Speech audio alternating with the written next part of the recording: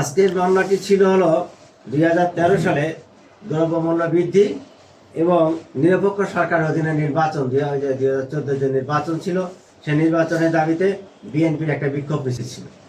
সেই বিক্ষোভ মিছিল বিএনপি অফিস থেকে যখন মগবাজারের দিকে যাচ্ছিল, তখন police tear gas, sound grenade নিক্ষেপ করে এবং ওদিকে ছাত্রলীগ যুবলীগের নেতাকর্মীরাও হামলা করে এবং এতে আমাদের বহুত নেতাকর্মী গ্রেপ্তার হয় এবং অনেকে আহত হয়।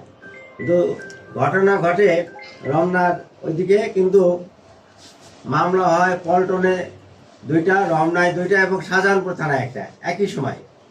এবং বিএনপির জনাব মির্জা ফখরুল ইসলাম আলমগীর, মির্জা আব্বাস সাহেব, গয়েশ্বরচন্দ্র রায়, জনাব বরকতুল্লাহ বুলু সহ সিনিয়র নেতৃবৃন্দ 29 জন এই মামলায় চার্জশিটভুক্ত ছিলেন।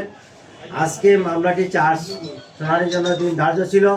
আমরা অব্যাহতির আবেদন দিয়েছি, বিজ্ঞ আদালত গ্রহণ করেছেন এবং এই মামলা থেকে 29 জন আসামিকেই অব্যাহতি দিয়েছেন।